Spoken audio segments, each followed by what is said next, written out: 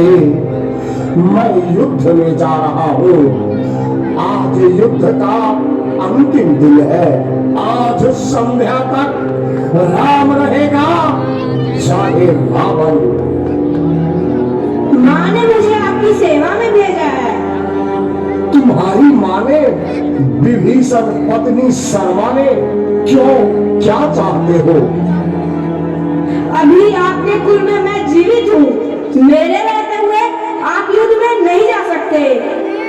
पुत्र, चाचा जी, आपके नेत्रों में नीर यह क्या चाचा जी? लंकेश्वर मलान्मुख है। अभी आशा की किरण समाप्त नहीं हुई है चाचा जी। मेरे पिता विभीषण ने शत्रु का साथ दिया तो क्या हुआ?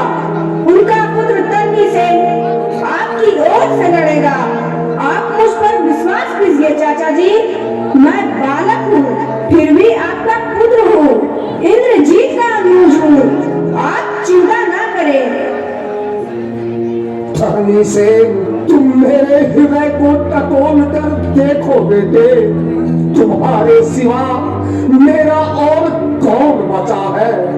नहीं नहीं धरनी से, मैं अपने एकमात्र आशा के दीपक को बुझने नहीं दूंगा।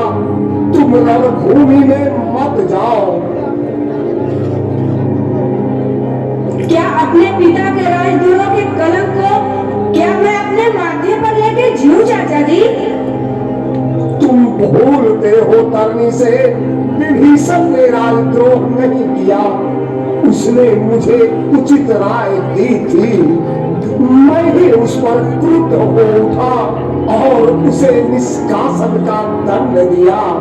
मैंने बहुत बड़ी भूल की है, यह आज समझ में आया। सम्राट, आप मेरे पूज्य हैं। मेरी इस अंतिम इच्छा की पूर्ति कीजिए। मैं आज आपका सेनापति बनना चाहता हूँ। धरनी से तुम्हारे मस्तक पे जो टीका लगा है वह सिद्ध करता है कि पिता की तरह तुम भी राम भक्त हो। तुम राम भक्त होकर राम के शत्रु कैसे हो सकते हो? पिता का संस्कार है कि राम भक्त का टीका मस्तक पे लगा है, और आपका संस्कार है कि मैं राम का शत्रु हूँ। इन दोनों पक्षों का निर्वाह करूंगा। देखना यह है कि राम किस पक्ष का निर्वाह करते हैं। बेटे, मैं फिर कहता हूँ, तुम मेरे कुल दीपक हो। युद्ध भूमि में मत जाओ। मेरे सर्वस्व आप हैं। आपके स्नेह के कारण मैं पिता के साथ नहीं गया, ना भी लंका नहीं रही। मुझे आज का सेनापति नियुक्त कीजिए चाचा जी। धरनी से जब विभीषण को यह बात मालूम होगी कि मैंने तुम्हें युद्ध क्षेत्र में भेजा है, तो वह मुझे कभी क्षमा नहीं करेगा। उनसे यह बात छिपी नहीं रहेगी कि मैं स्वेच्छा से युद्ध भूमि में जा रहा हूँ। लंका निवासी होने के कारण मेरा यह कर्तव्य है।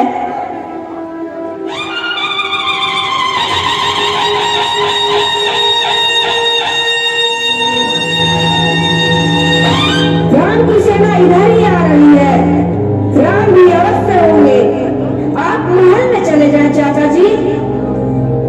धरनी से पुत्र, मेरा आशीर्वाद तुम्हारे साथ है।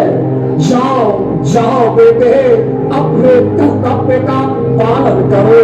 कल मैं राम से युद्ध करूंगा।